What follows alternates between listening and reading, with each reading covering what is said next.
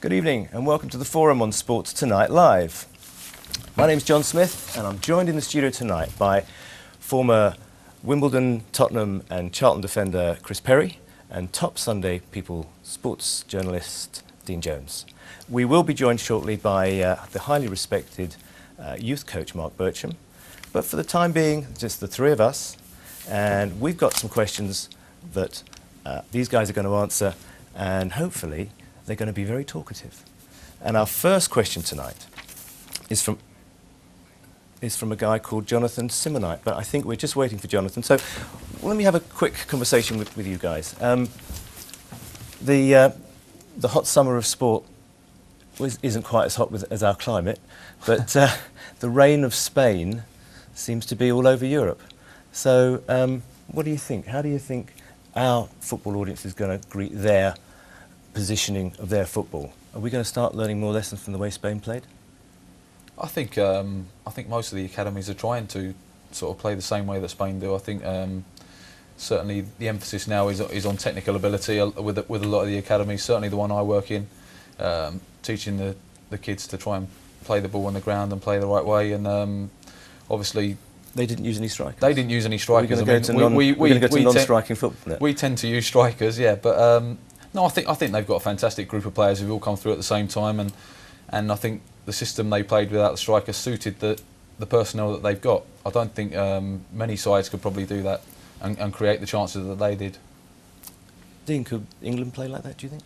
I think you have to be careful you don't try and replicate it too much. This is Spain's style that they've set up and they've set the standard, and I think while you want to take the good parts of their game and teach us to pass the ball better and keep possession, you also have to think, well, we're not always going to play exactly the way that Spain do, so let's play to some of our strengths as well.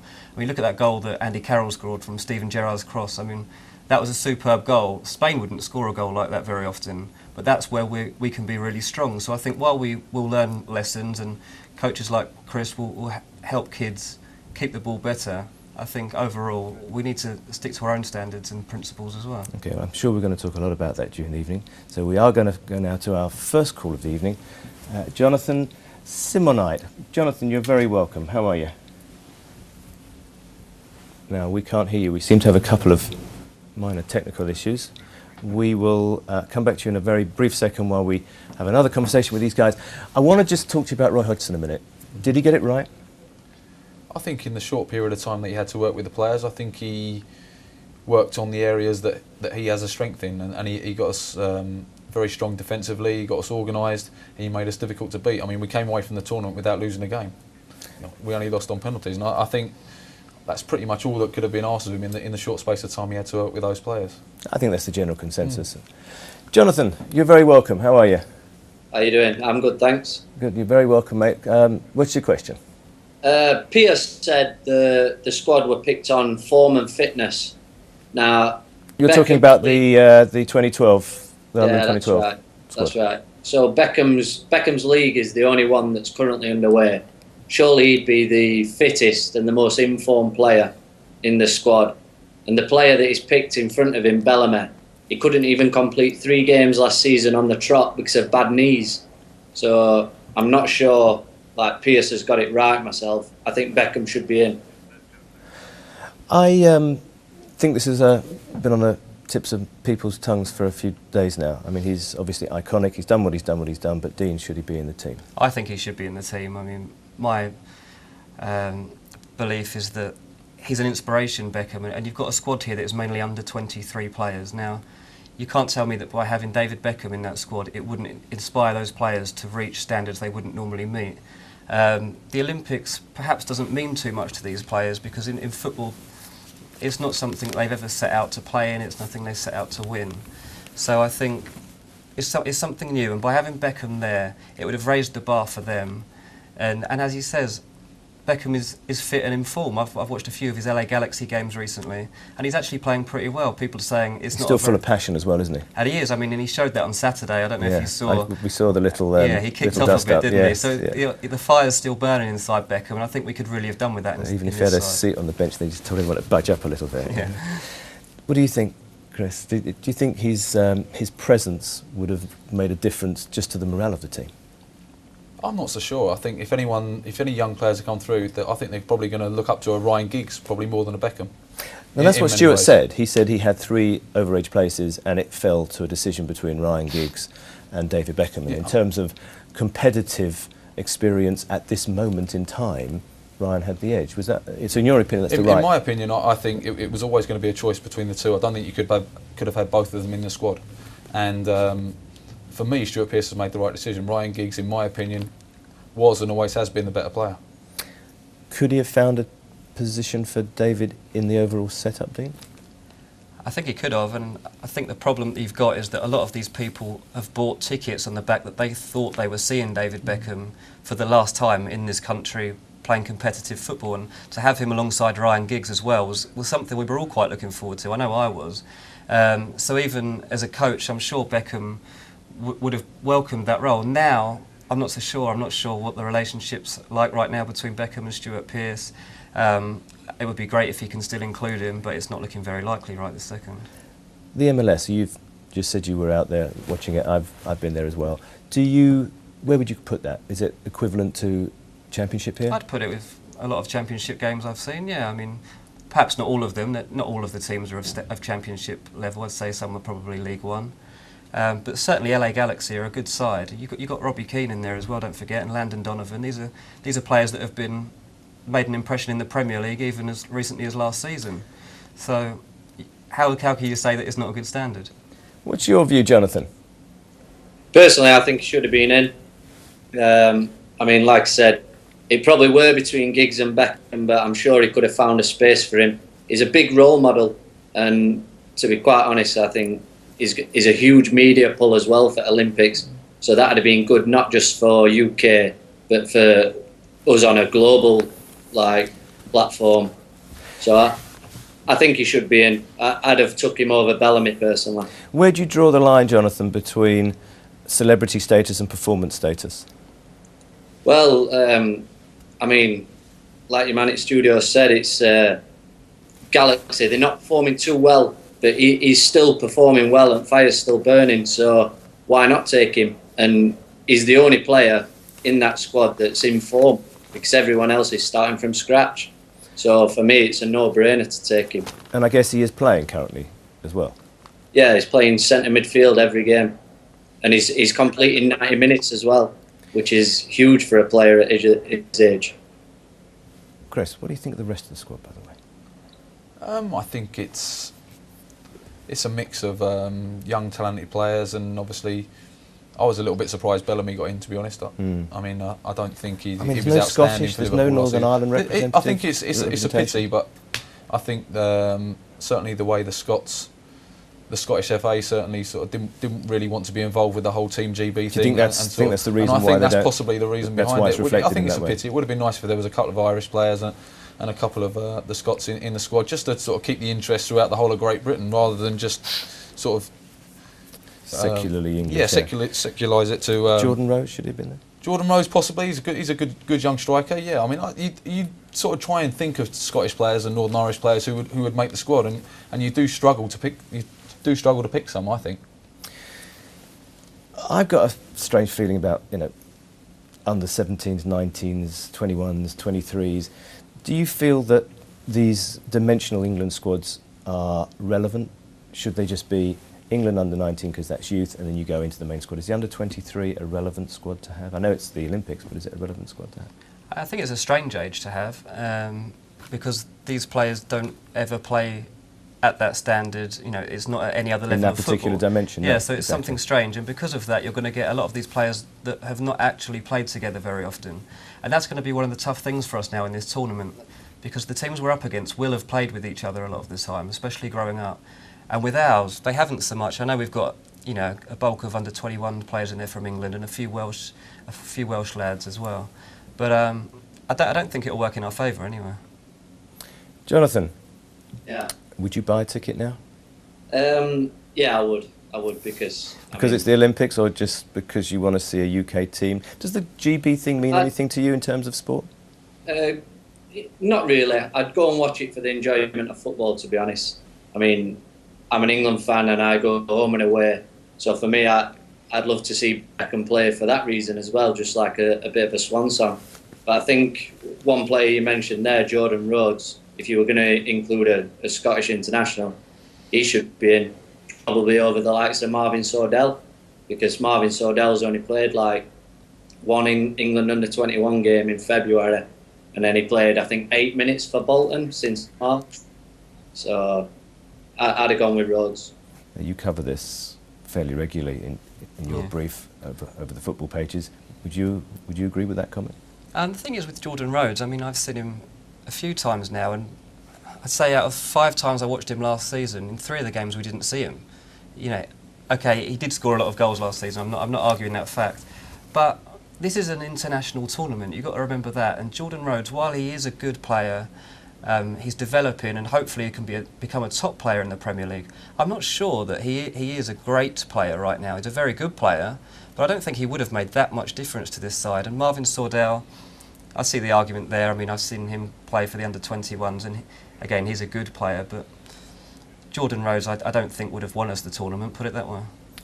Are either of you going, by the way? I've got tickets to this one of the semi-finals. I don't know whether Team GB have been it though. Okay, and Jonathan, if England won the World Cup, we'd all be ecstatic, and no doubt you'd be flying without wings. Britain win the Olympic gold. How do you feel? Yeah. That sums it up, really. That kind of sums it up a bit. I mean, just normal, I'd say, just normal. Okay. Jonathan, thank you very much for joining us. Thank you very much. We have to go and take a short commercial break. We'll be back in 2 minutes. Please join us again.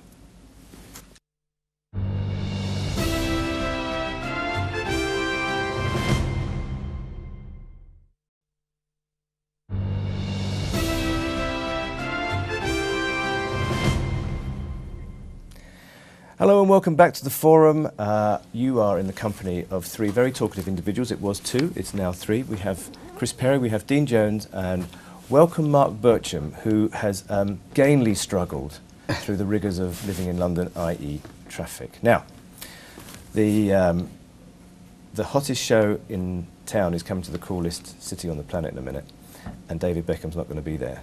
Does that bother you as a sports fan first? I think he should have been there as a spectacle. If you're looking at overage players, I don't think Ryan Giggs is that much better than David Beckham at the minute.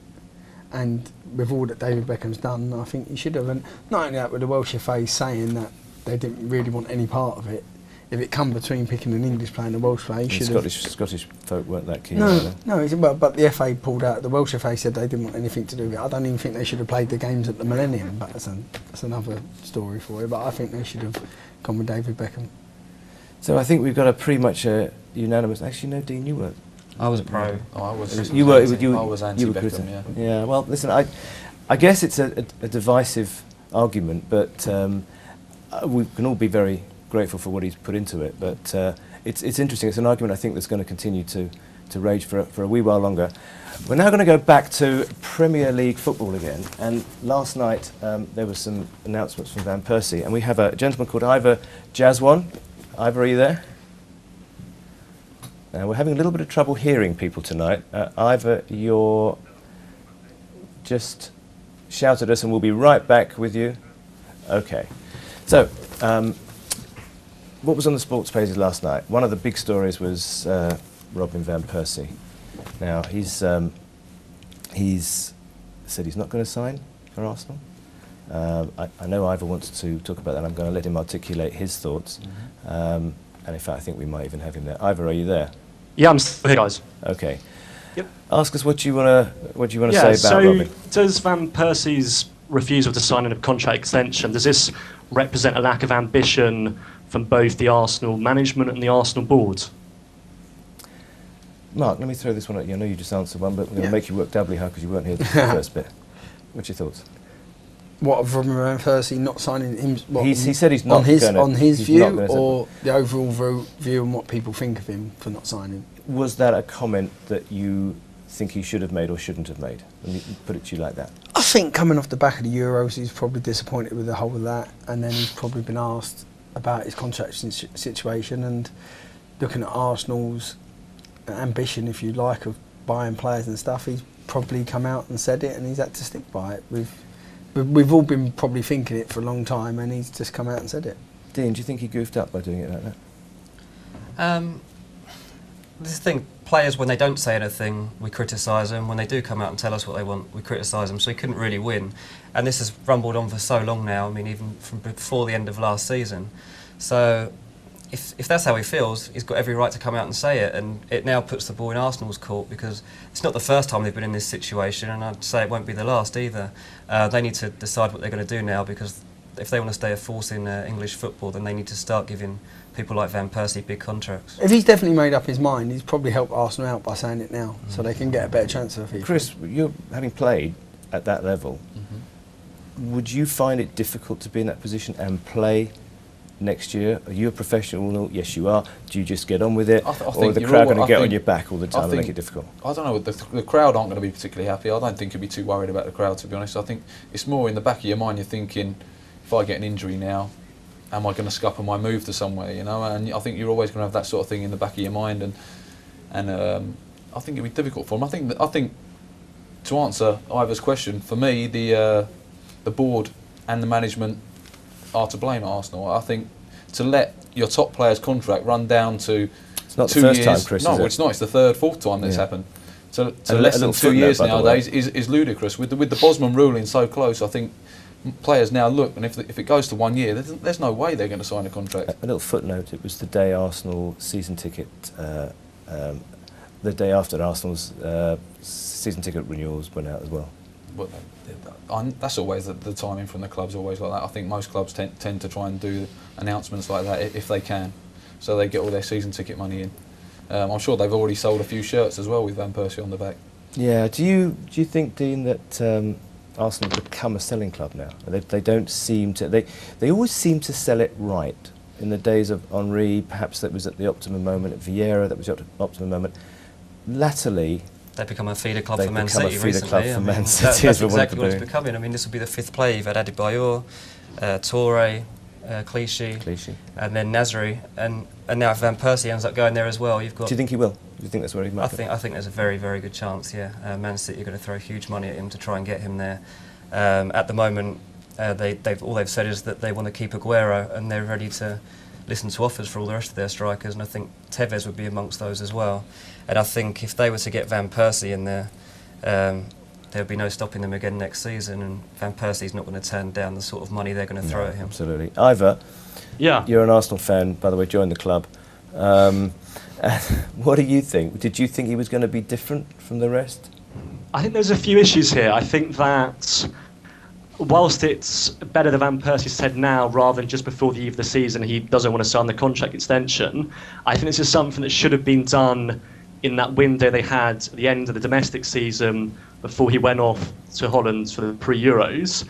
I think also, as much as it signals he's probably looking to move, nothing physically has actually happened. So he said he's not going to sign the extension, but I wouldn't be surprised if he is actually still an Arsenal player going into the new season. I could see a situation where he has a final season. Now, I think the issue is that a lot of Arsenal fans are looking at this and thinking we're not getting the optimum value we should do for a player of his ability, and particularly the season he had last season, which is, I think, is a fair enough point. But before people get too critical, for example, on Arsene Wenger, I think people need to remember the fee which he managed to sign Van Persie for. We're talking under £3 million. We're talking about a player who wasn't massively highly rated back in 2004. A lot of other clubs could have signed and they didn't. Arsenal stuck by Van Persie quite well, actually, because he had a lot of injuries, and particularly Wenger has as well. And I think that was reflected in Van Persie not openly criticising Wenger. I think he was very careful in his language that he made it more a general club lack of ambition rather than Wenger's lack of ambition. So there are a few things. Let me just put it to you very quickly, though, and you actually picked up on it yourself. Actually, for the last 4 years, it was a bit of a standing joke, wasn't it? It came to September and Van Persie was out and we'd see him again in April. Then he had one remarkably good year last year. So, as a fan, which you obviously are, is your disappointment maybe tinged with, hey, c'est la vie? It's a bit like that. I think it's, to be honest, more what it represents. I think even if Van Persie had signed the contract extension, I don't know whether we would have got a Van Persie again for next season we had last season. I think, like you say, it was a really unprecedented year of being fit and injury-free, and I don't think we necessarily would have seen the same next season. I think it's more what it says to the other players at Arsenal. I think the worry is, what does a Theo Walcott make of this? What does a Jack Wilshere make of this? Even what does an Alex Oxlade-Chamberlain make of this? I think that's more worrying for Arsenal fans. But, I mean, some of the calls on other talk shows today calling for Wenger's head, are frankly ridiculous. And I think I would go back to my original point that... That's a standard career call. It's one of those things. Chris? As an Arsenal fan, it's disappointing, but it's not massively surprising. Let me ask Chris Ivor. He came out, he did what he did, and in your day, obviously, Twitter wasn't around. I know you're not that old, but what do you think about players releasing that information now on websites and tweeting out? And it just seems to be slightly out of control now. I think as long as they've gone through the club first, then I think it's okay to do it afterwards. I don't think they should come out on Twitter or whatever social media site and Persie and say put his out first before. Yeah, I think obviously they've got a loyalty to the fans who are on their website to a certain extent. They're his fans, and he feels he wants to give them an exclusive to sort of keep the interest in the website. I presume it's probably not right. I think it's probably not the right way to go about things. No, I think you're probably right. I don't think it's right. No. Let me just try and put a little bit of defence for Van Persie. I would defend him for a second. Look, he's got one shot at life, and this is his last deal. Would you, Mark, do the same in his position? Well, you're looking at Van Persie. He's not an Arsenal fan. He's not an Arsenal lad. Yeah, he's a professional football player. And I'd say to most Arsenal fans, if you was in his position, forget you're an Arsenal fan. It's not like he's leaving a Man U or become a bit iconic though. But he's not left. He's not leaving a Man U or Chelsea where they're winning leagues and winning trophies, and then going to Man City if he does. So he's not chasing the money. He's not even a Londoner, is he? Exactly. He's not like this is home. He's not chasing the money. He's like, I suppose, Ashley Cole come out recently and said when he moved to Chelsea he was moving to win stuff, and he said he proved people right. And I think Arsenal fans have got to remember that they're not the team that they were. They've not won a trophy in 7 years, and Van Persie wants to win. There is an argument out there that Arsene Wenger picked him up for, I know it was about £3 million, turned him into something very special. I've been quite privileged on a couple of occasions to go down and watch that Arsenal team play. And he is. I mean, Wenger worked very hard with him, but worked very hard. And I bet Van Persie stayed. Is there longer. I bet he's turned deals down in the last 2 years. Is there any loyalty left, Mark? I mean, I'm not saying there should or shouldn't be. I'm just asking the question. He's probably been loyal because he's probably had offers in the last couple of seasons to go, and he's probably turned them down, and he stayed, and he stayed. But he was injured. But he still would have had offers. I guarantee he would have had offers to go. But should the club have showed more loyalty maybe 2 years ago and got him to sign a longer term contract? But again, the problem was that he was injured. Yeah, but with all due respect, if he's injured, you're still going to, even if he doesn't play, you're going to come to some arrangement. It's a gamble you have to take. If he's your top player and you're always thinking, all right, he may be injured at the moment, but he's still going to be my top striker. They never signed the striker to replace him. They never brought anyone in to replace him. The one thing about Arsenal, no players really go on and do well when they leave them. That's a very good point, actually. Nasri's won the league, but will that, Dean, do you think, spark other players to think, I don't know whether my future's here? It's definitely going to spark other people to do that, because where is Arsenal's ambition right now? One of the shareholders, Usmanov, has come out today and said, he's put out a direct statement, hasn't he, today, and to the board and said, where are we going with this? Why are we letting players get this far down their contracts and leave the club potentially? I don't know why they're leaving it so late. I mean, Van Persie was in good form well early into the year, so by January they could easily have tied him up onto a new deal. They knew this was coming. Man United don't let it get this far down the line, so why are Arsenal? But the same with Arsenal, other than Van Persie, and you take Jack Wilshere, who's been injured, out of the whole squad, who would get in the top 4 team, or teams, the starting 11, out of the Arsenal team? Yeah, the interesting thing is, as well, Ivan, that he arrived at the end of the Invincible team period. So, arguably, that team's gone backwards. I know it's taken up your point, really, Mark. That team's gone backwards since he arrived. Yeah, unquestionably that's been the case. I mean, if you look at, it's a kind of age-old argument with a lot of things, how many players of the class of 2012 will get into that 2004 team. you're looking very few. I mean, arguably not even Van Persie would get into that team. So there is a big argument to say that. I think that the thing is, though, and I don't want to sound too much like Ivan Gazidis on this, but the sort of paradigm of Premiership football has changed since 2004.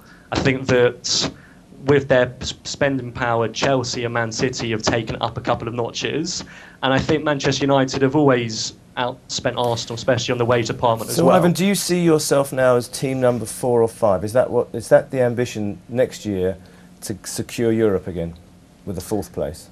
Do I think that's what the board see, or what do I personally see as a supporter? Well, you're a supporter. You pay for your season ticket or whatever you have at Arsenal. Do you think, okay, here we go again, we want to get 4th? I actually think Arsenal did actually quite well last season to get that 3rd spot and get the automatic Champions League. I think if you go back to kind of January, February, there was a lot of talk, forget about challenging Man United, Man City, about Tottenham usurping Arsenal. And that was almost taken as a given in the media and the written press that Tottenham would usurp Arsenal, and the power shift in London was taking place. I think Arsenal did very well to actually dig in and stop that from happening, and in fact overtake Tottenham and Chelsea. So no, I can't say Arsenal will win the league next season. That would be a ridiculous thing to say at the moment. But I would be confident that Arsenal will come 3rd again. All right, Ivan, I want to ask all 4 of you this final question before we go to a break. Should Arsenal make Van Persie stay and play him to the end of his contract to get value, because they're probably not going to get more than 10-12 million for him otherwise? Ivan, a very quick answer. No, they shouldn't, because it doesn't send out good morale to the rest of the team. Thank you. Chris? No. You don't think so either? Dean? Nope. No, because I don't think Van Persie's the sort of lad to carry on trying if he wants so to really, we all believe he's on his way somewhere. Yeah, and the announcement will come in. Okay, I'm going to ask. Well, I think I did ask you before, didn't I? You think Man City? Oh, I think he wants to go to Juventus as well. I mean, he quite fancies that, which I find a bit strange. Why he fancies Serie A at the moment? But if he does, then fair enough. And they're obviously becoming a force. It's not worth taking the 10 million quid, is it? But do you think he's doing that to sort of try and appease the Arsenal fans so he doesn't go to another club in this country? Perhaps, and fair play to him if he is, because he doesn't have to do that at all, does he? If he really wanted big money, he'd go to Man City, and the fact he's making a point of saying he's not chasing money, he's chasing success now, that's quite an honest and quite a nice thing to hear for once, when we've seen certainly some Arsenal players go to Man City just for the money. But he will end up at Man City. I'm in my head as well. Okay, we do actually have a few seconds left, so I'm going to do the same thing again. All 4 of you, where are Arsenal going to finish next year? Ivan? 2nd. Ivan? 2nd? Okay. Yeah.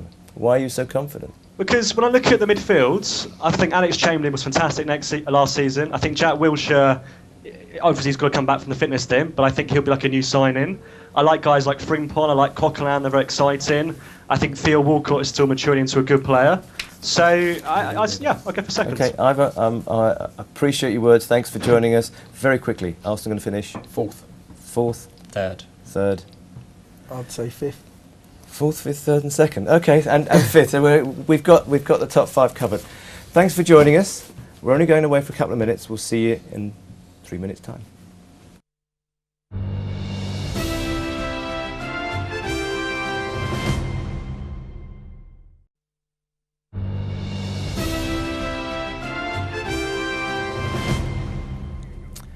And welcome back to the forum. Now, my guests are here to discuss the matters of the day. I asked the other 2 gentlemen at the top of the programme about the Olympics. We're going to have another question about the Olympic sports in a minute. Are you going to go to the Olympics, Mark? I've got tickets for the boxing final and the basketball final, so okay. Not beach volleyball or anything? Yeah, I wanted them. I put in for them. I spent 2,000 trying to get them. Are you excited about it, or are the road closures, and I know you've had traffic problems tonight, the road closures and the prices of tickets, does that bug any of you 3? Do you feel, I mean, we should all be up and excited, it's going to be the most wonderful 8 weeks. Are there any buts in your 3 minds? Mark? Yeah, the traffic. The traffic, me, obviously. We got to get work. I'm alright, I'm media, so I get to go in that special lane, so we'll be ferried in You're and one of the out. people we're going to be cursing. Quicker than normal. Chris, you going to go to any? It's actually really local I know to you me. said you are. Very, very, very local. So I mean, it's not going to be too much of a trauma for me. I wouldn't have thought to get there anyway. Ticket prices bother you, by the way? I mean, we applied for the tickets and for tickets for my children as well, and they were the 3 and 7 because of their ages, and I thought the tickets were fairly reasonably priced. I think obviously the tickets now that are coming on resale, £750 for 100 metres final. The resale tickets are going to be quite expensive, but we applied for some of the reasonably priced tickets. And managed I'd to like get to some. see more people have more local people. I mean, UK people have more tickets, but hey, that's life. Right, Lewis Pacelli, you're very welcome. Hello, how are you? I'm very well, thank you. How are you? Yeah, good, thanks, mate. You got something you want to ask us? Yeah, I just want to get your opinion on Dwayne Chambers, whether you think he should be allowed to represent Great Britain at the Olympics. It's a very good question, that, because he did what he did. He got found out. Our officials seem to think that's a lifetime ban. The rest of the world don't share that view. I guess we come in line with that, or maybe we don't. Dean, what do you think? I'm all for second chances. I mean, he's served a long time out, 9 years, and to keep fit in that time, he's done well, to be fair, to get back in the position that he's in, because he hasn't been able to compete in all that time. So to now have come through the trials and to actually be able to compete in the Olympics, he deserves quite a lot of recognition for that. I actually spoke to Dwayne after the Olympic trials. I was there when he won, and he was so pumped up. You probably saw him swearing at the cameras as he came across the line. But it really does mean so much to him, and he is sorry. He knows how badly he messed up, and I'm not saying that makes it okay. But I do think people deserve a second chance, and he's clean now, and if he can run well, then who knows what he can do. Chris, you're involved in sport and coaching. Your view, do you think there are a lot of drugs in sport generally? I know you're very involved in football, but let's talk generally. I know you cross many divides. I think probably in certain sports there's quite a lot of people that try and push the boundaries, shall we say, and they find a new drug that can't be tested at that time, and they try and push it as far as they can until it does become detected. And I think everyone strives to be the best at what they can do, and they look at any little supplement or something. It's got to be very tempting, hasn't it? If you are either the father of or the son of, and you really want it more than anyone else, and you believe that others in your sport are going to deprive you of it because they're on something, inverted commas. Very tempting, isn't it, to say, oh well, I'll just join them. I'm not condoning it. I mean, I wouldn't have ever done anything like that. But I'm sure there are people that are tempted. You know, I think people want to get to the top of their sport, and they maybe see that there's a hurdle in their way, like a Usain Bolt or someone like that, and they think, well, the only way I can go and beat him is maybe to try this performance-enhancing drug here, and hopefully I can get away with it. Yeah. Mark, you're involved in youth coaching. Yep. In that arena, there are many substances now. I mean, for instance, if you've got a cold, you can't take a nasal decongestant. So that's something you've got to be very careful of. But there's also a lot of herbs. I mean, a lot of us take herbal supplements just to live. Mm. Do you encourage your youngsters to live on, when I say herbal supplements, I'm choosing my words carefully, I don't mean cheating, but there's a very thin line, isn't there now, between what they can and cannot take? Not really, because it's drilled into them because of the sports science now, and every club's got a sports scientist or a fitness coach, and it's their job, and that's what they're experts in, and they're giving the advice to the lads all the time what you can and can't take. So I think if you do fail a test on something, it's your own negligence. But it's different with Dwayne Chambers. He got caught with performance enhancing drugs, and is education getting better in this? I mean, a lot of the arguments have been in the past. I wasn't aware of that. I don't believe it, because I started when I was 1994, and they were still drilled into you what you can and can't take. So I find it an excuse. Dwayne knew the rules before he took it, and that was the rules. If you get caught taking drugs, you can't compete in the Olympics. And if he was really sorry, he wouldn't try to push it and run in the Olympics. So what's the message, Dean, to letting him back in again then, having heard what Mark's just said? Well, listen, I'm not saying it's okay, but I just think that if this is what every other country in the world does, then why are we different? And I can see why Dwayne would feel the same. What I would say is that anyone who's considering it now, like you were talking to Chris about, I was actually speaking to some of the drug testers for this games, and they're saying this will be the cleanest games ever, because we are not missing a trick. We're 6 years ahead here. You won't be able to make copycat drugs. You won't be able to think ahead and think we're not on the ball, because we are. And the other thing with it is that they keep every sample they take from you is kept on record now for 8 years. Right. So if further down the line there's a substance that suddenly they find, then your gold medal's taken away from you and you'll be banned. So you really believe this will be a very clean game? I think it will, yeah. I mean, it's a huge operation that's in place, and I just don't see how you're going to get around it. Make it a bit more personal. I think it's 06, the Gothenburg relay team. They refused to have pictures taken. What happens if something like that happens again here, or is it likely to happen in your opinion?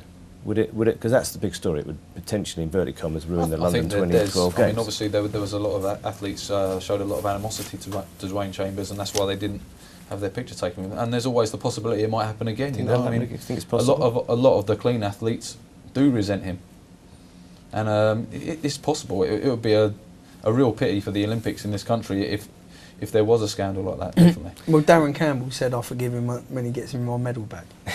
Yes, because they lost him. I think to bear in mind, we probably won't get a medal this time anyway, so we won't have to worry about that. Lewis, what do you think?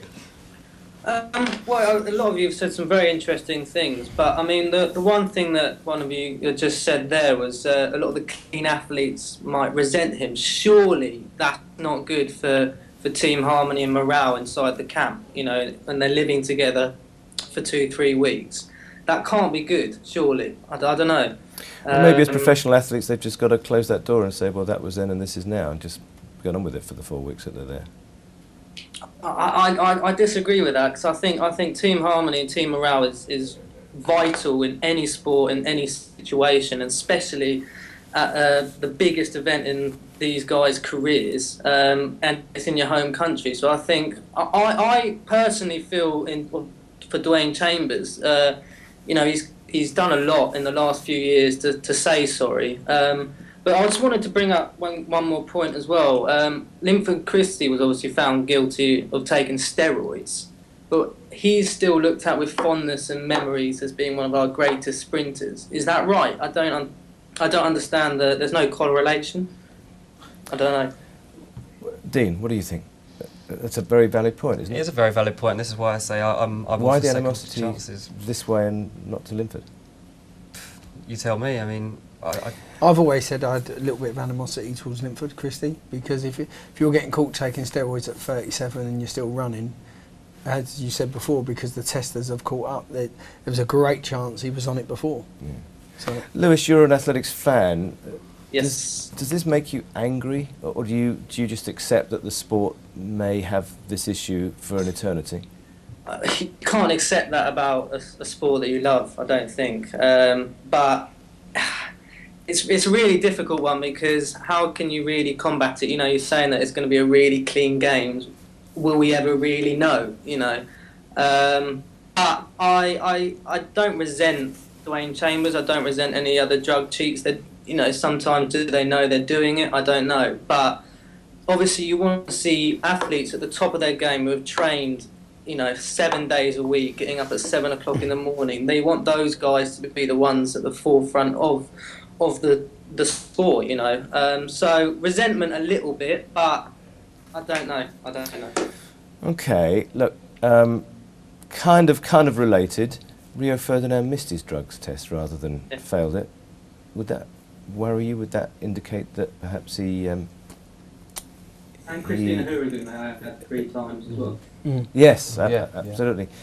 Do you think, I mean, you're in football, Chris, in particular, do you think there are substances around our game, apart from recreational stuff, which hopefully is not even there? I don't. I think generally football's very clean. I've always believed it was as well. I mean, there's always recreational stuff around life. But I've not, and I played for 20 years, I've not seen anyone use anything performance enhancing at all. I think tests can be missed. People can be ill that day and forget to ring in and things like that, and that's how tests can be missed. You know? But you can't miss 3 of them. No, you can't miss 3. That's not a coincidence. How excited are you, Lewis, about what's going to happen in the next few weeks? You got any tickets?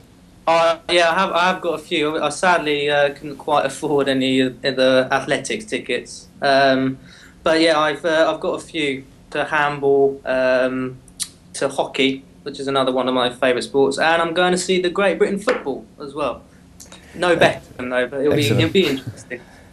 Okay, I think we've kind of covered the Beckham thing, but just give me a quick answer. What's your view, Lewis? Should Beckham be there? If Giggs is, then no. If Giggs is not, then yes. Okay. Lovely little story actually here.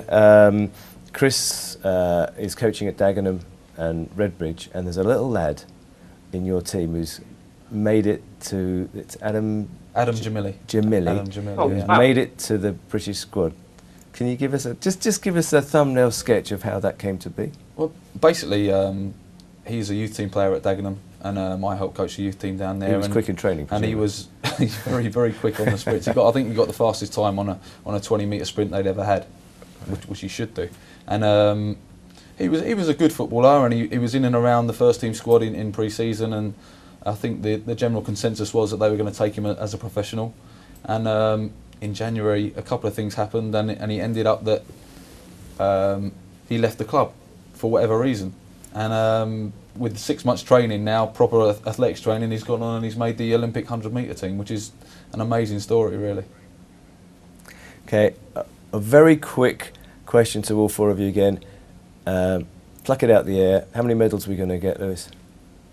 Oh, I'm going to sit on the fence. I can't tell you. I'm sorry. We got 47 in 2008, so there's a little leader for you. But all of them were on the water, weren't they? Rowing. Well, Well, sailing. I'm just saying, how many do you ring out? Are we going to top 50? Okay. I think we'll get mid-50s. We're going to go to a break in a second. Really? Are we going to top Yeah. 50 medals Yeah, we will in top London 50 medals. 2012? I'm going to be pessimistic and go 42. 42, okay. I say I'll go 50. Just round it up. I agree with you. Lewis, thank you very much for joining us. Thank you. We're going to earn this station 3p more to help pay the expenses. Only going to be away for a few minutes. See you shortly.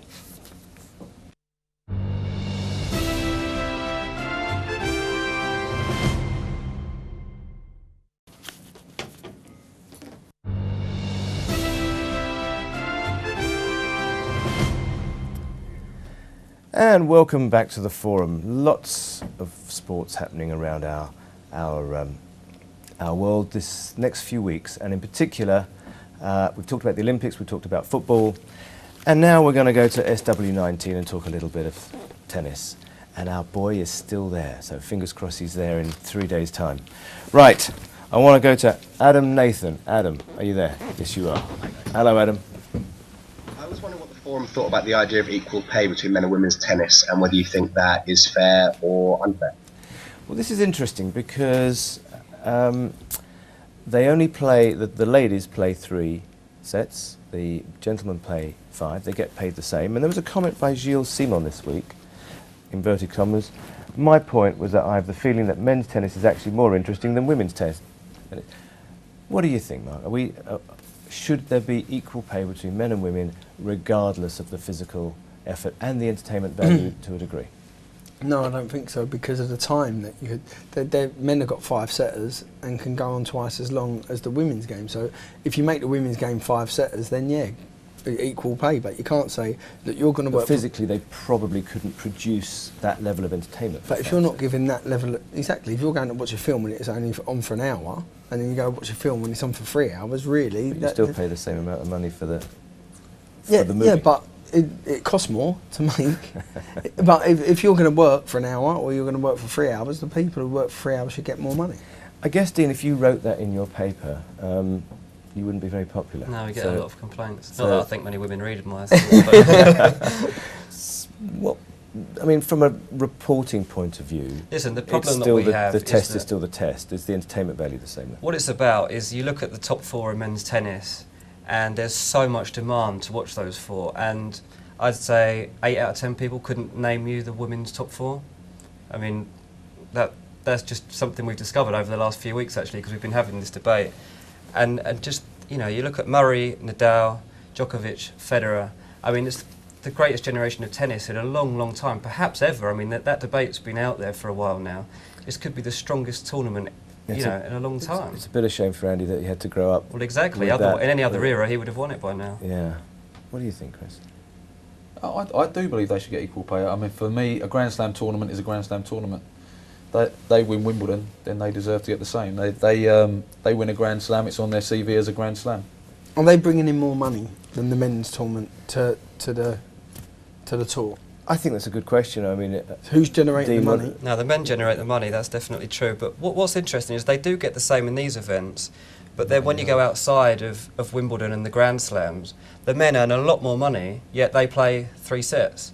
So the men over the course of the year are making a lot more money. It's just when they get to these Grand Slam events, that's when the pay is made equal. does that mean men's more entertaining though? Are they men's being paid entertaining. for their entertainment value? I think men's tennis is more entertaining, but I think that's just because it's of a higher standard at the moment. I think if you go back perhaps 10 years, then women's, not even 10 years, maybe 8 years, women's tennis was at a real high and people wanted to see it.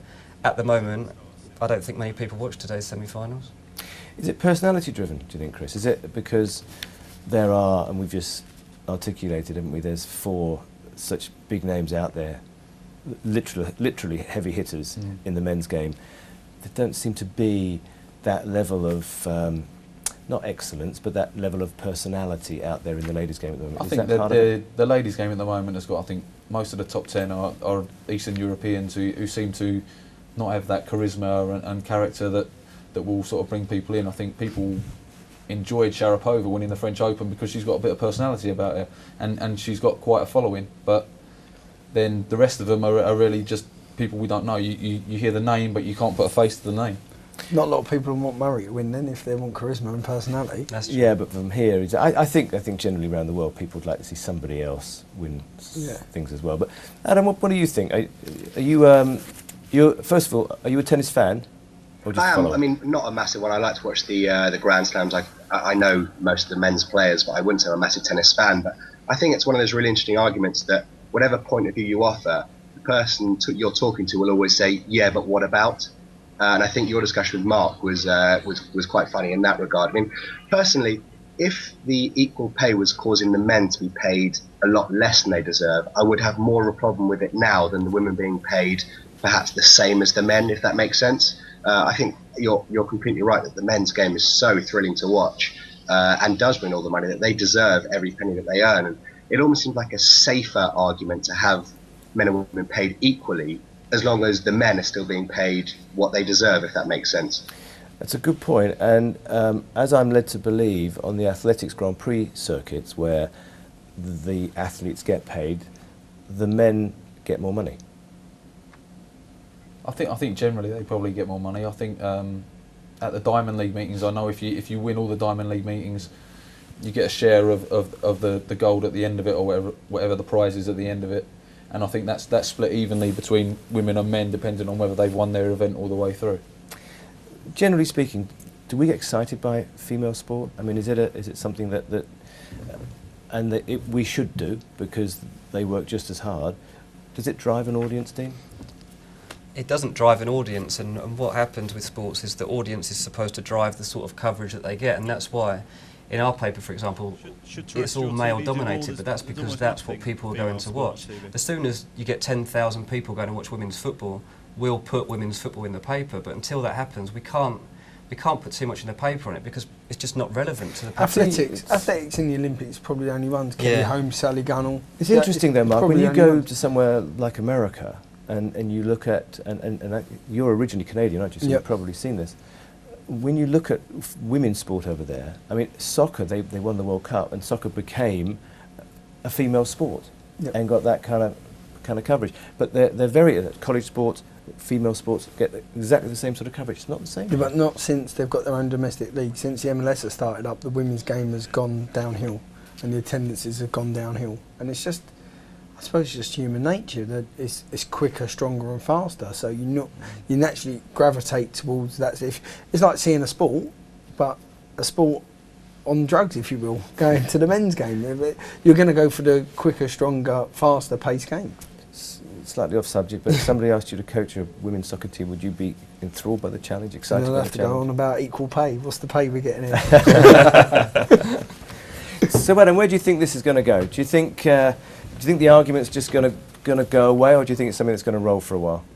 I think it'll probably go on for a while, but that's just because people love to moan about anything they can moan about in the modern day, unfortunately. I think it's one of those things that it seems more of an issue to people that outside of tennis than actually the ones that play and run it on a day-to-day basis. From what I can tell from social media and things like that, it's when Wimbledon comes around, all the same arguments pop up, which you don't see during the year. So I'm under the impression that it will kind of just peter itself out, as most things do. But for me, as long as the players are happy, then who are we to complain? Is it an issue that you'll carry on? Will you feature this over the next? Do you know, I think few days, or the at the end Olympics of is a the really summary of the key time tournament? for women's sport, because we saw the sports personality list last year was all men, and I think this year that could really swing the other way, because I think women are going to have quite a good Olympics, and if they can do that, then they can get people absorbed into these sports again and get people watching them and make names for You see, themselves. the problem is, Dean, in a way, that if you pick up any newspaper, and I'm just plucking one off the top of my head, the Daily Mail, which may have 10 pages of sport, 8 pages are going to be men's football, and everyone else is squidged into the last 2 pages. Yeah. As a leading sports journalist now, do you think that should change? Should the dynamics of reportage in the sports pages change now? It's not going to change until the whole country isn't watching football. You know, you're getting audiences of 80,000 people at football and filling every stadium that they can. Until that changes, people aren't going to stop reading about it and writing about it. You look at Jess Ennis, and she's done really well. She does get prominence in newspaper pages and magazine pages because she's made a name for herself and she's excelled at her sport. See, I'm quite interested that, supposing we win a spectacular gold in badminton, and it's all over the papers for at least 48 hours, and badminton's played by a lot of people in the UK. How do you in the media, how do we keep promoting us in sport? How do we keep promoting that? I don't know. Seoul 88, I remember. Or does it just go away again after joining that? in with the hockey because of Sean Curley. Yes. In Seoul 88, and that had about a year of going well. See, rowing and cycling sort of hung on to it a bit. Yeah. Because they've got personalities. But then again, Yeah, is but that I is that suppose because it's harder. in London? Is that because the Olympics is in London, so it's relevant? If the Olympics had now been, I don't know, say for instance in America, would there still be the furore behind the cycling and the rowing? And then, of course, you've got people that, I'm using my analogy of badminton, you've got people that play badminton all over the country, thousands of them, hundreds of thousands of them, possibly 1 million or so people. And if we get the gold and we do really well, unless the media support it, it's just going to collapse again, isn't it? Yeah, Collapse back into itself, I mean. Would those people that play badminton every week want to watch badminton every night? Probably not. I don't think they would. Maybe it's something for social media. Yeah. I think the problem for these sports is that the Olympics only comes along every 4 years. There's no real big televised tournaments that are going to come round for badminton to be a showcase every year to keep it in the public eye. I think it's up to every sporting authority that does well, whether it's like with the cricket, the ECB, they jumped on the back of the Ashes with the first time we won it, and then they went to grassroots and they carried on with it. It's the same with any sport in the Olympics. Whoever does well, it's up to their authorities to get PR it and to keep rolling it out. What's your favourite sport, Adam? I'm a football man. Okay, so you follow tennis because you asked a question about it. You follow other sports. We have this wonderful a wonderful hiatus coming up in the Olympics, and a couple of females do really well, and they're gold. Would it inspire you to watch more female sport going into the rest of the year, or are you just back? It's August, or September. It's now football, and the rest can go on the back burner. I think it depends on the sport. I mean, if you look at when these sports stars are interviewed, what comes across to me is they're not necessarily interested in massive publicity.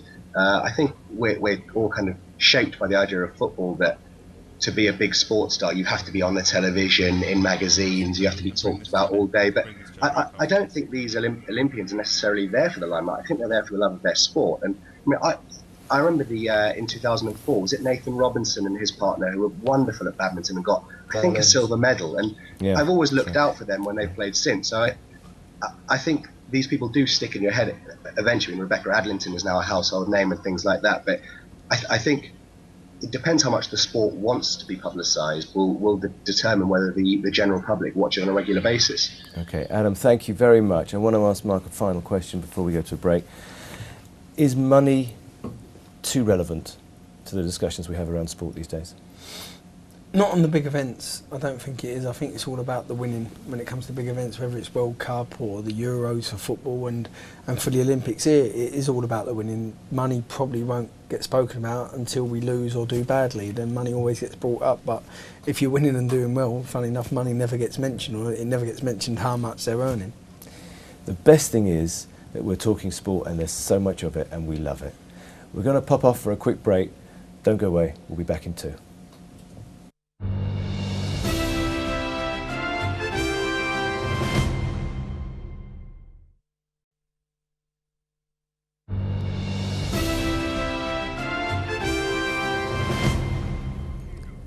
Hello and welcome back. Now, we're talking sport all night and forever, and we love it. I love all sports, but I particularly like football. And hey, guess what? We're going to talk football again. Before we do, Euro 2012, did we do good? Did we do good, Mark? I kind of asked you that before, but yeah. I'd like to We've done Mark better than as well. expected. And we was talking in the break there, and just for the Sweden game alone, I was happy about the tournament because we've gone to a tournament and we've actually performed. It was exciting in one of the games, and it gives us a little bit of a taste of the future. Welbeck's played his first competitive game. Cowell played his first Italy, competitive did you game. feel marginally embarrassed that we only had 38% of the ball? No, because they embarrassed Germany. So it's not like we got mugged, or not like it was Algeria, or it weren't like it was USA, and it weren't like it was them teams, like lower nations. It was Italy, who a great nation who's got to the final, and they done it to a better team than us, Germany. Well, look, that leads me into a gentleman who's on the phone called Terry Hibbard. Hello, Terry. Good evening. Now, you want to ask us something about players, flair players, creativity, far away. Yeah, I'm just wondering if the panel think that English flair players are a thing of the past. Chris, what do you think? Paul Gascoigne of old. Is there a Paul Gascoigne in our midst now? I think there's. I think Jack Wilshere could possibly turn into be that sort of player. I think he needs to play. He's young at the moment. He's got great potential. I think Oxlade-Chamberlain's another one who's very exciting at the moment. Has got what great potential. What makes you say that, by the way? Because we've hardly seen either of them, really. Gee, I think you see glimpses in games of what they're capable of, and you sort of hope that if they progress as you want them to progress, that eventually they could be real top players. Do you think, Dean, that we're being coached in a way that is relatively mundane? Well, I think in Roy Hodgson and this Euros, he just had to set a system in place that got the best out of this squad of players. He had such a small amount of time. Was that the FA's fault? Because they appointed him so late? Possibly, but I think either way Roy Hodgson would have done this because it's his automatic thing is to set this system in place. Everybody knows their job. And there's nothing wrong with that, but there's not really a flair player that fits into that system apart from off the bench, like we saw when Theo Walcott came on that game and completely changed it with that great cross. But because of this way that we play, there's not really a scope to bring in too many flair players because they're not going to get the ball. Mark, you're regarded now as one of our top youth coaches.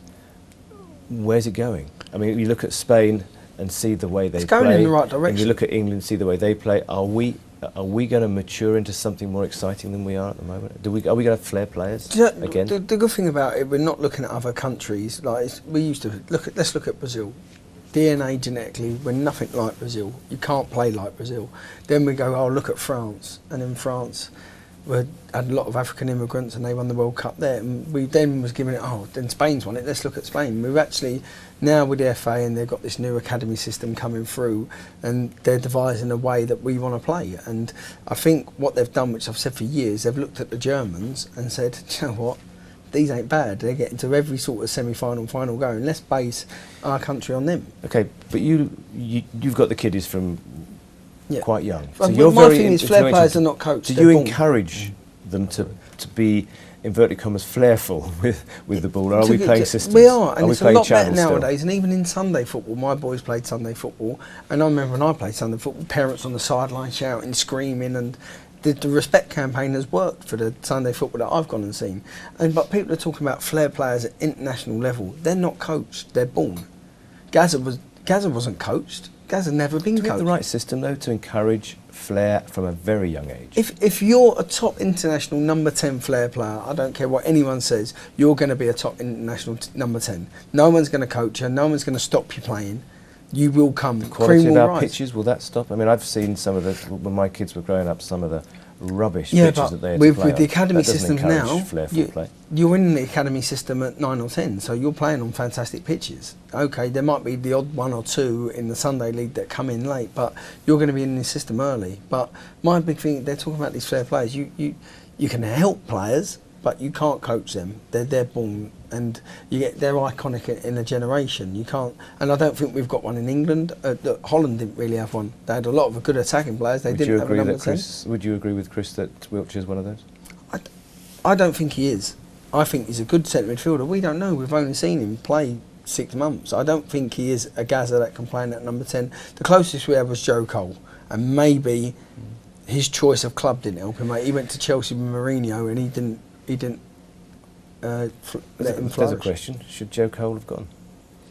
He shouldn't have gone to the Euros, no, because he wasn't in the kind of form that should have got him a spot. But if things had worked out better for him at Liverpool, I think he perhaps would have. And it's a big season now for Joe Cole, because we all want to see Joe Cole do well because of the type of player he is. This is exactly what we're talking about, the flair player. And he's right, Joe Cole is literally the But only... the boat had delivered gone. on He that. probably He should have delivered gone on to that, though. he probably shouldn't have gone to the last World Cup. But I'm talking when Joe Cole. Because I was remember younger. watching him growing up, and everyone was, Well, he came wow, on the he's scene, going to be the new superstar. And That's probably why we killed him, because it didn't quite. there was so much expectation. Terry, what do you think?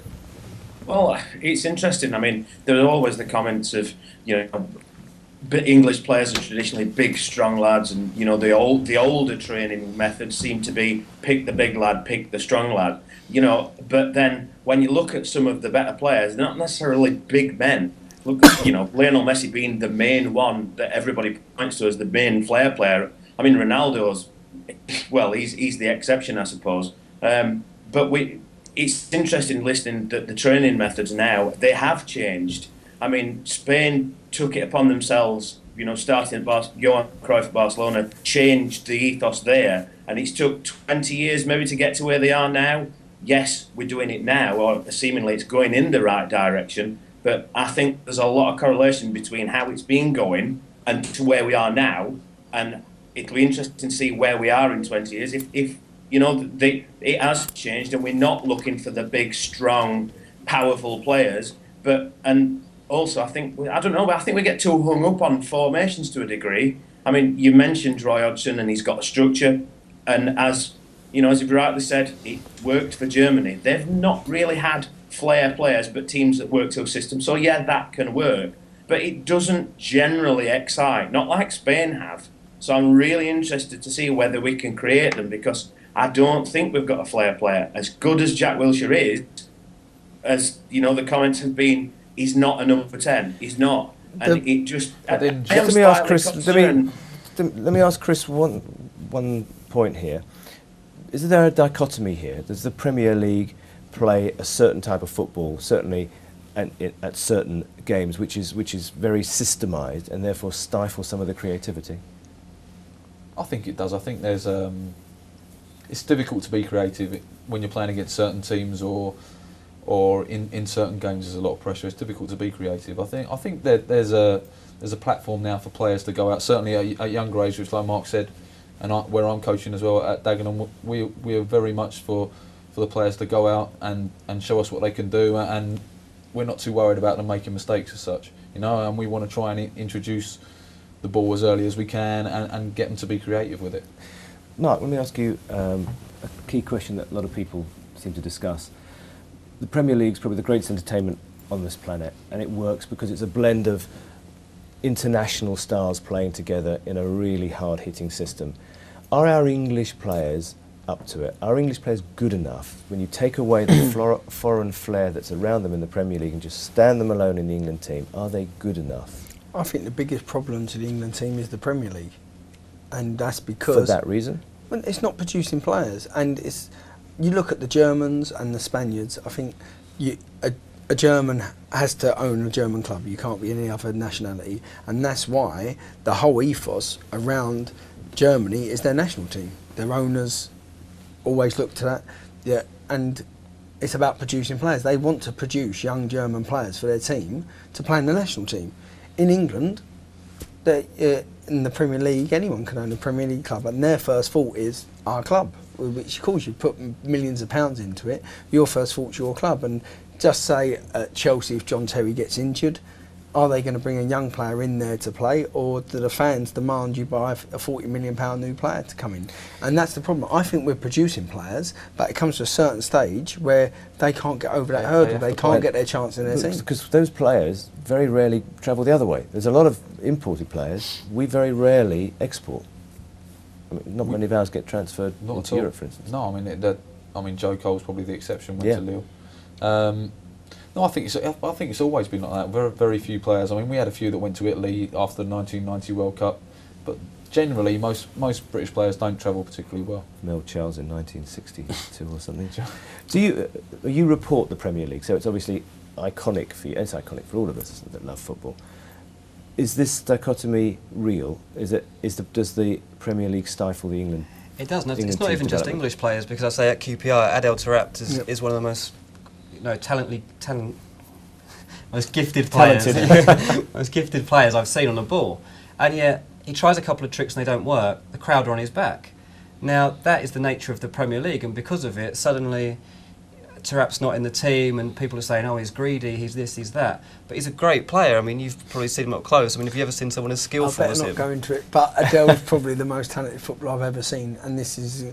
I bet he's got more skill than Messi. Would you give that up? Would you say, I'd rather have a successful England team? You quoted the German leagues. Would you rather everything's geared towards the England team and we just accept that our leagues are whatever our leagues are? No, but I'm an Englishman and I want the England team to do well, and it's hard. There was an under-20 under-20 World Cup last summer, and 23 English players pulled out of it because their clubs pulled them out.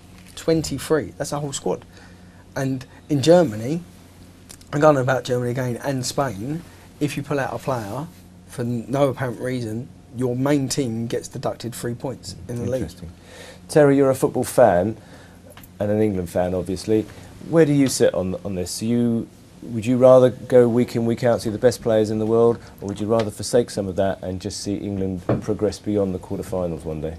Again. Well, I mean, everybody wants the team to win. You know, we all go to football to watch his teams win. But I think you're right with the Premier League in the respect of our young players don't get a chance now. When the Premier League came to us in '93, it was You played with people like Ginola, didn't you? Yeah. Did that influence you? Or did that inspire you, or was it just part of the team? It's just part of the team, I think. So it didn't add a dimension. Whether it inspired people in the stands, you'd like to think. I mean, that's the argument the other way. That's the argument the other way. We bring these flair players over to this country, your Agueros, your Tevezes, your people like that, who've got amazing ability on the ball, and do they inspire the kids to go and do that? And you'd like to think yes, but I think it shows at the moment that they're not coming through. But I think we've had that problem for years and years and years. You mentioned Hoddle, John Barnes, Chris Waddle.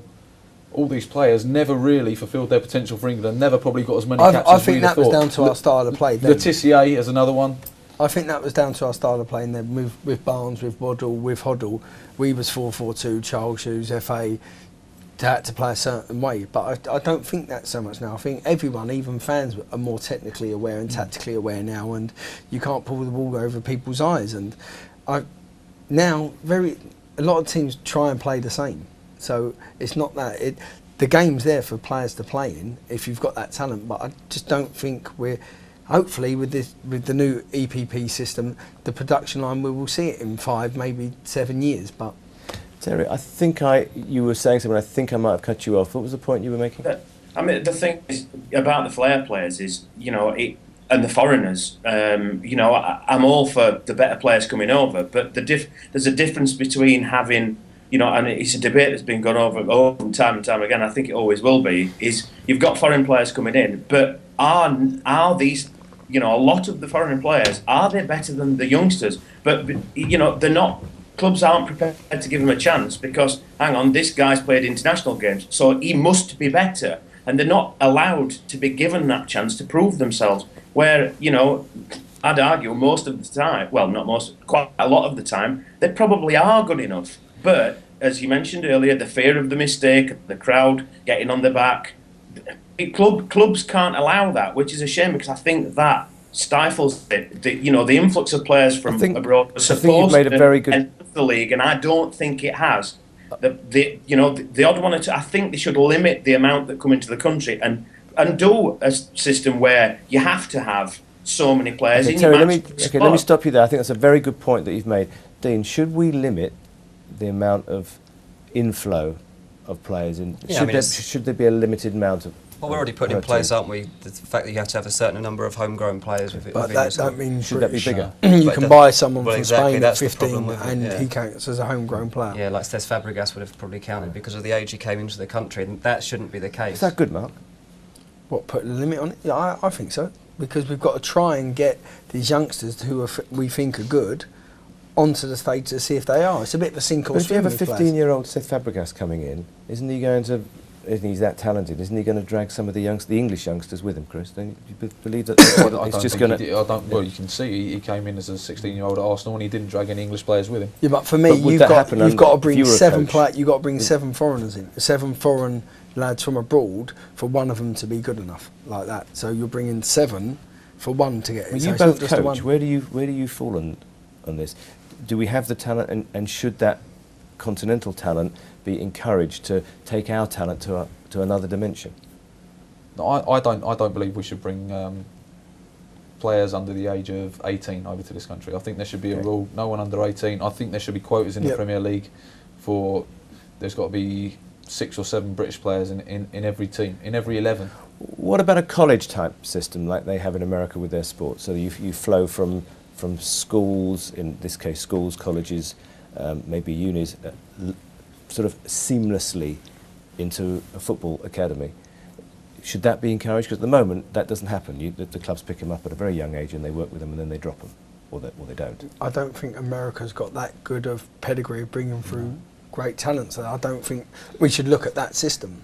I think we should look at other systems where they come in and the clubs give them their education. So it's not like you're going to college, but you're getting your contact time with the ball, but the clubs are giving them their education. I know Watford do a really good job at their academy. I've been down there and they put in a lot of time. School, it's really good. They're really like a good bar for clubs to follow, because the kids get a lot of education time, but in between they're taught good lessons with football as well, and I think in a few years that's really going to pay off for them. So in summary, do we feel that we are on the right track? Do we feel whatever criticisms the national team took, and it wasn't that many to be fair, and actually they did a fairly decent job out there, but do we feel we're looking towards Brazil in 2 years' time and beyond? Do we feel we've got a system that is set correct, set fair for the future?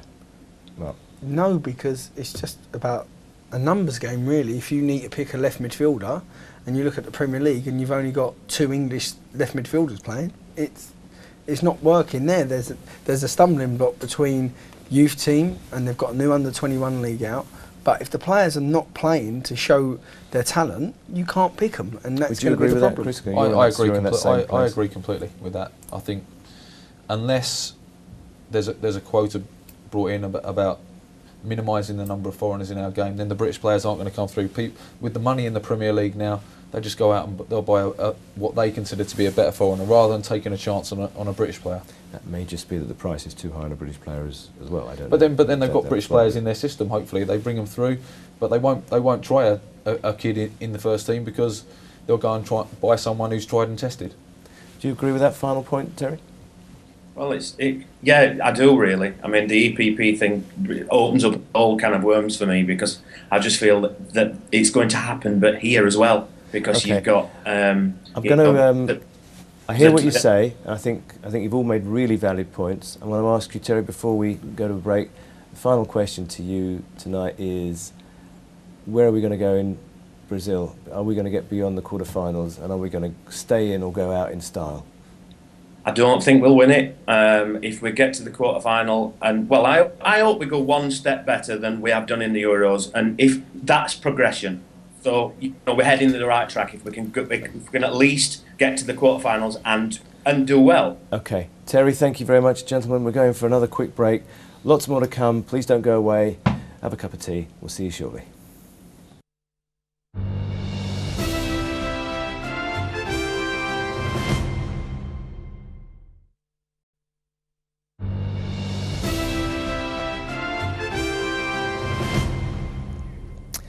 They laugh at me in the studio because I very often say we're going to a break, go and have a cup of tea. Actually, you can have anything you want. It could be largely stronger.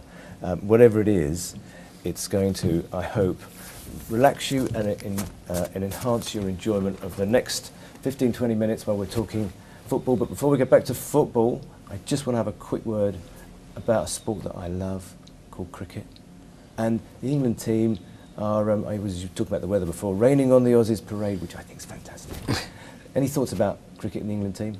No, I like watching it when they're on there, and they're trying to get #1 in the world at all formats, and it'll be the first time ever, I think it is, they said. I think, a wonderful summer of sport. I think they deserve an honourable mention, don't you? I mean, I think the team are doing well. I think they're doing excellently at the moment, and they've got a massive series coming up against South Africa, which will, again, hopefully they can hold on to #1 spot, because I think South Africa are #2 at the moment. So it's going to be a big summer for them. Right, well, we wish them. We don't wash them. We wish them loads of luck. And I want to call Willie Duncan. Are you around, Willie? I think you're on the phone. Are you there, Willie? I am, yes. Can you hear me? Hello, Willie. We can hear you loud and clear. What's your question, Willie? My question for the panel is, given the events of recent months, which division do they think that Rangers should start in Scottish football next season? That is such a good question, and I knew somebody was going to ask it. I just think this is nearly cataclysmic. I mean, when you think Glasgow Rangers on a global platform were about as big as Chelsea are on a global platform, tremendous history, and I have to say I'm slightly biased because I think their previous owner pumped in something like £100 million, and they lived a dream, and now look at it. So I have to say it's an immensely disturbing situation. What's your take on the whole thing, Dean? I'm shocked it actually has come this far, because I think whenever we talk about teams going into administration or out of business, we just presume it'll be sorted out at the last minute now, like we've seen so many times. And now it's not going to be the case by the look of it, and Rangers are actually going to have to look for an alternative to what they do. And there's talk about dropping down to the 3rd division in Scotland, and perhaps even moving down to England if it comes down to it. And the fact that there's so many options open now, certainly it's interesting from a TV point of view as much as a footballing point of view, because there's now this whole industry open to them and how they can make even more money potentially in the next 10 years than they have done in the last 10 years. Right, there's a lot of issues there, and I'm going to address all of them as quickly as we possibly can. Just on a footballing issue first, Rangers in, let's say, Div 1 in England or Championship, would they do well? I think it. I mean, they've lost a few players now since the new coach come into being. I think the old Rangers would have done okay. Yeah, I think they're a massive club with a massive following. They got some decent players. They get into Europe every year. I think they would have competed easily in League One and competed well in the Championship. Yeah. And of course, Mark, there are religious significances here as well. And if Rangers are not, which they're not going to be, in the Scottish Premier League, are Celtic going to want to be there either? Well, that's one of the biggest losses will be to Celtic, and I know Celtic fans will be loving it at the minute, and I think it only before they take stock of it and think, that's our season gone. Like, our whole season's gone. The 4 games against Rangers. You're absolutely right. I remember when Spurs got relegated as an Arsenal fan, we really missed them. Yeah, I know, but if they got relegated, then you'd enjoy that for a whole season until they come back up. But they're going out of business, and if I was Rangers, and to be fair, Rangers is my team in Scotland, I'd want them to move down to England, whether it be start in the Conference or Ryman Prem. If you're going to start in the Scottish 3rd Division, you might as well go to England and start in the Ryman Prem and build yourself up. What happens there, Dean? They go down to Div 3, say, in Scotland. Those are part-time. Those are little teams with half a stadium and on one side of the ground. Suddenly 30,000 Rangers supporters to cinema. Are the police going to allow that? Well, you're kind of in an AFC Wimbledon situation there, and I know Wimbledon didn't have anywhere near as many fans as Rangers, but that you would literally be rebuilding the club almost as an amateur club, wouldn't you? And you wouldn't get all those people into small stadiums, obviously. But you'd. So what's your take on it? What logistically? Then they need to move happen? to England. I think that's the best solution. And there's been talk about even being able to buy into a club in League Two possibly. I know Celtic have certainly made movements as well on this in the past year. Our paper carried a story how Celtic were trying to look for a way into England, and I think if Rangers were to use this opportunity to come down here, it would open up a can of worms for Celtic to then follow them, because they won't want to be the first team to do that. I want to throw something at actually, maybe Chris, you can help us here as well. I got a sports lawyer to walk through the scenarios, and the one scenario that he felt could not be overcome is UEFA, because I know Swansea and Cardiff did it 100 and something years ago, but UEFA wouldn't allow the team to move border because it would encourage other European teams, Strasbourg or something, to cross the border and go into Austria to qualify. Do you see this being resolvable, or are Rangers just going to have to be in Scotland and start again? I don't think UEFA will budge on the matter, no. And I think that I think they'll end up playing in Scotland. I think they'll probably end up being in Division 3, and I think most of the teams in Division 3 will love it, because they're going to get a big crowd when they're at home, and then they're going to get part of the gate receipts when they go to Ibrox. Yeah. And those clubs will love it, as they did when, as Dean said about AFC Wimbledon, when AFC Wimbledon brought 2,000 fans down, all the clubs loved it. It made their season. That one game paid for their whole season, and I think it will be the same. Willie, what's your thoughts here? Who do you support, Willie? I'm a Hearts fan. Oh, you're going to be loving this. You're going to be loving this, aren't you? You must think you're going to make Europe just tick the box next season. I'm not sure about that. It's going to be very, very difficult for all of the SPL clubs next season. I mean, Hearts have actually had to cut their cloth accordingly. And this summer, we've lost manager Paulo Sergio. Craig Beattie's gone. Ian Black, ironically enough, could be joining the Rangers. And also Rudy Scaccio, who was a real talisman for Hearts last season, is gone. So, I mean, from that point of view, Hearts are having to cut their cloth to try and avoid the situation that Rangers have wandered into. And all of the SPL clubs are going to be in the same boat. There's a lot of talk about the financial ramifications of what would happen in Scotland if Rangers had to go down to Division 3. But nobody's really spoken about the situation that the game, for me, would become morally bankrupt if Rangers were allowed to start at any higher level than the bottom tier. This isn't about punishing Rangers. This is about a new company being formed, a new club applying for membership to play in Scottish football, and subsequently they should be treated the same as any other new club applying to play in Scottish football would be. Annan Athletic were the last club to join the SFL, and they had to start in the bottom tier. So why should there be an exception for the new club? Possibly because... Sorry, Mark, go on. So how does it work? Because Gretna was in England and they played in Scotland. Willie, do you know that? I'll cogitate the answer, actually, while Willie... Gretna, you say... Gretna's in England. Gretna's... It's south of the border. And they played in Scotland, I think. Sorry, I'm struggling to hear the question a wee bit. Okay, what Mark said was Gretna is in England. I always thought Gretna was in Scotland. Is it in England? Someone said that to me the other day, or south of the border. Yeah, they play in Scotland. Would you be disappointed if Rangers just left Scottish football and ended up playing in the English Football League somewhere? I don't know if disappointment would be the word. I'd be absolutely astounded if it came to that, to be honest. I can't see why the English FA would be interested in having Rangers in the lower leagues, to be perfectly honest. I think, there's been big problems there with fan bases and such like, and there was trouble in Manchester a few years ago, I think, when the Rangers fans were down for the UEFA Cup final. In terms of the impact on Scottish football, it would be a big impact. Of course it would, because one of the biggest clubs in Scotland would be gone.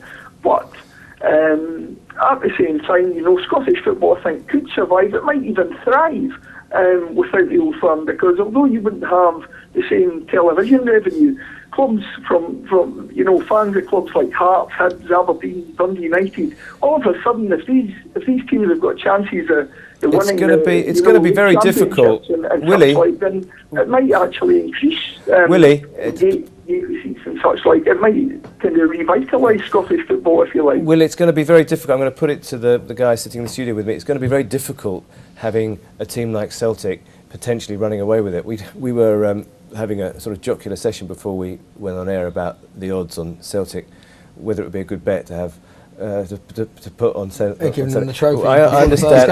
I think somebody said it was 1 to 20, and that's now. You know, that's. I mean, is it just make a mockery of the whole thing now? I mean, have the turkeys voted for Christmas by doing what they've done?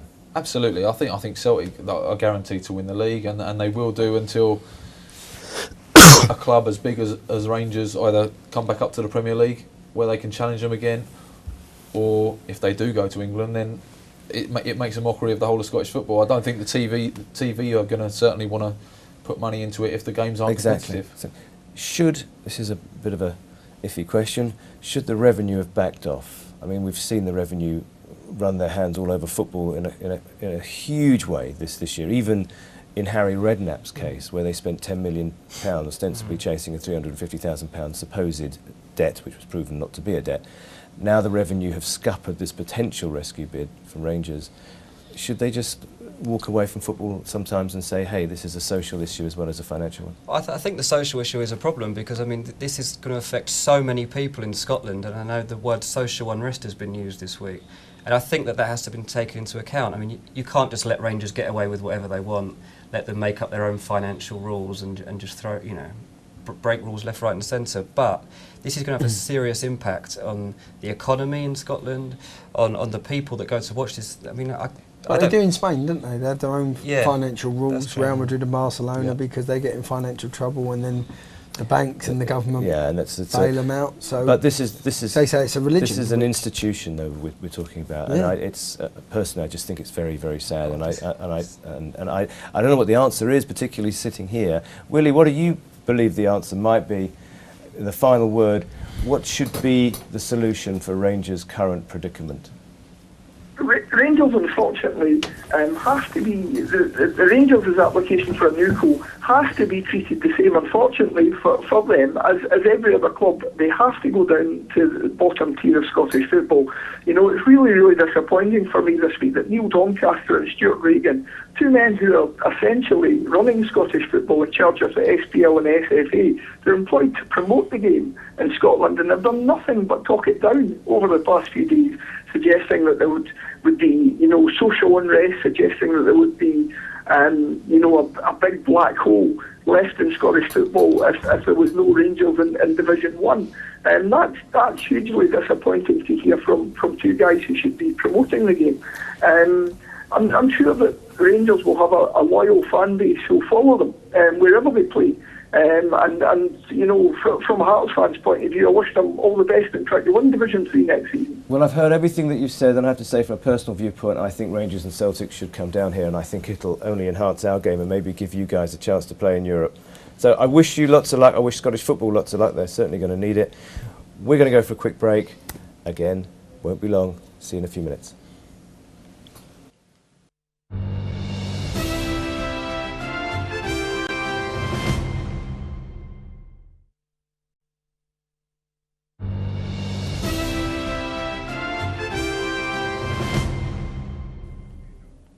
And welcome back to the final part of the forum.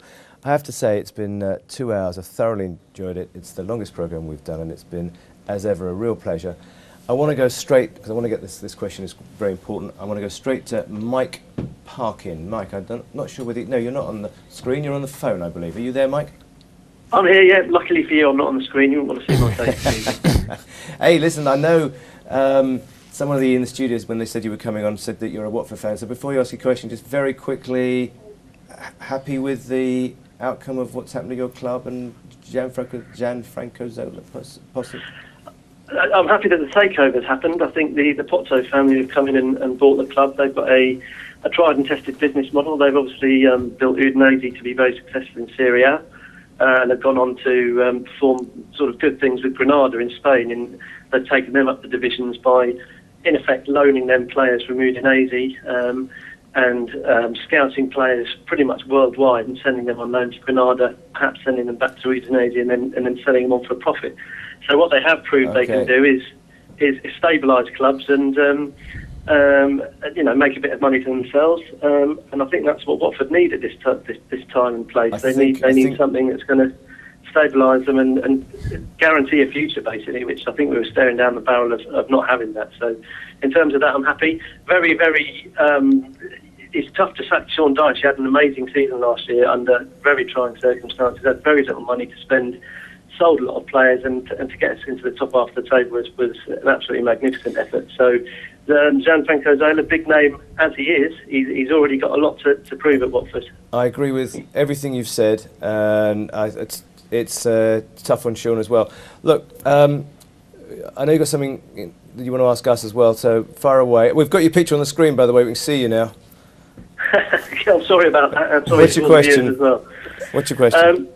The point I wanted to make was obviously football's changed for good today with the introduction of, or the approval for goal line technology, and I just wondered what you and the panel thought of it.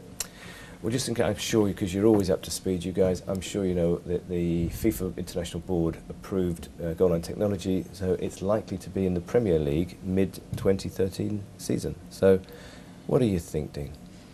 Is it a good thing? Yeah, I think it's a good thing. I think it's been a long time coming, and I think that game between Chelsea and Tottenham last season really struck home for me how desperate we are for this, because that was the one that really got me, and then obviously we've had it at it's the Euros. continuing, isn't it? Liverpool Chelsea as well was the big one. Oh, sorry, as well. Liverpool Chelsea. Yeah, That's what I meant. Lampard. Yeah, Lampard. It's just happened so many times now that it had to come into place, and finally they've seen sense and brought it in. Chris, should it, now that we've got this in, should it go beyond that? Should it be for offsides and other things that are contestational? I'm a great believer they should look at every goal that's scored and see if there's an offside. I think an offside is a decision that's black or white. You're either offside or you're not. It's like with goal line technology, it's either over the line or it's not, and so I think that would be easy to do.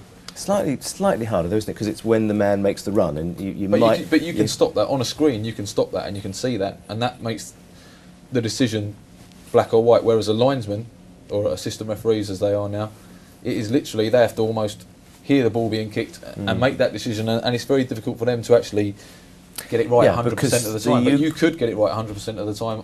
You're right, technology. because the Ukraine goal, in fact, wasn't a goal had it have been allowed. Because that we'd set up on the screen at the moment. Because it was offside. Because it was offside. The start of the move was exactly. And so for me, I think if they're going to use it for goal line technology, they should use it and look at every single goal that's scored and say, are they definitely onside? Then do it. I don't think you can give it for penalty decisions or free kicks, because they're objective.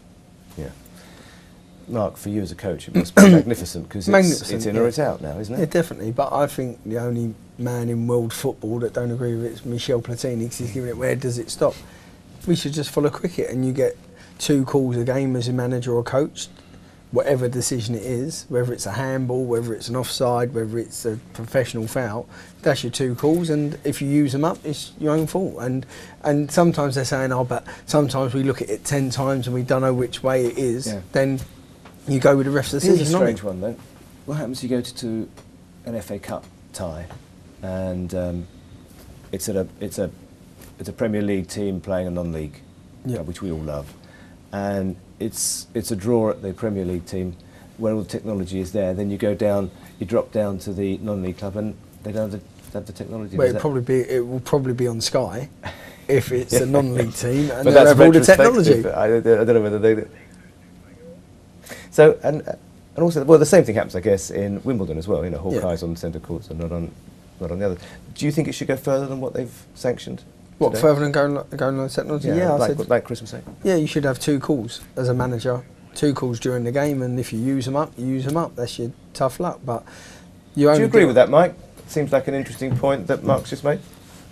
I do actually, yeah. I mean, you'd have thought as a Watford fan who suffered at the hands of the ghost goal, I'd have been all for goal line technology. But I think introducing it in isolation, I'm actually against it. I think you've touched on all the reasons why. You know, if you had goal line technology like that Ukraine goal, we would have actually allowed a goal that shouldn't have been allowed. And what I think we're reaching for perfection. We're striving for perfection in a game that, by its very nature, is imperfect. You guys were talking about offside there, and it's what an impossible job it is for a linesman to call an offside job. You know, it's really, really hard, almost impossible, because you've got to have your eyes have got to be in 2 places at once. So by its very nature, it's almost an imperfect game, and that's why we love it. I mentioned the Watford-Reading game. It'd be interesting to hear the guys' views on this, having taken part in pro football. But at the Watford-Reading game, Watford went behind, obviously completely unjustly, to that amazing ghost goal. And what happened was that the crowd got up, the crowd were really, the atmosphere changed immediately. The players were up, and Watford raced 2-1 ahead straight after that in a game that they hadn't previously really looked like scoring in. And that's the sort of thing that football fans love, the spontaneity, the action that no one could ever predict. And I think what people are trying to reach for is this sort of perfection where every decision is right. And it's never going to happen. You're absolutely, I think Mark's point is the best one, that you have 2 reviews. If you see something that you think is wrong, you've got 2 cracks at it and you have a shout. Otherwise, you're going to have to start counting back, because eventually there'll be a goal line technology decision, and then there'll be an offside decision in the lead up to that, and then there might have been a foul in the lead up to that, and eventually there's somewhere down that line, someone will feel wronged, and that will happen in a high-profile game. Okay, Mike, hold on 1 second. Mike, let me just put it to Chris a second. Mike makes the point that it's the imperfectness of our game that's part of the love and the charm.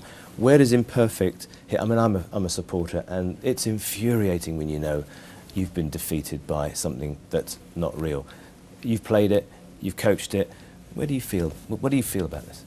I think the worst thing is to come off the pitch knowing that an injustice has happened, and as a player you think we've lost points there, and it could cost us at the end of the season. We could go down because of that. And I think in the modern day game there's so much money in the game, and there's so much kudos in staying in the Premier League in particular, that we have to get those decisions right, because we shouldn't have clubs that possibly go down with someone making a wrong decision but by human error, when we could have something that just tells us in black or white, it was a goal, it wasn't a goal, it was offside, it wasn't offside. And this is the beautiful thing about our game. We can discuss these things for always and forever. I want to thank you, Mike, for being with us. We're coming to the end of the programme. I want to say to Chris Perry, Dean Jones, Marc Bircham, thank you very much for joining us. It's been a fascinating discussion. And for everyone who has joined us and everyone who's watched, please come back again. We'll be back next week. Much more to discuss. Lots of Olympic stuff, lots of football. We love you being with us. Don't ever leave us. See you next week. Good night.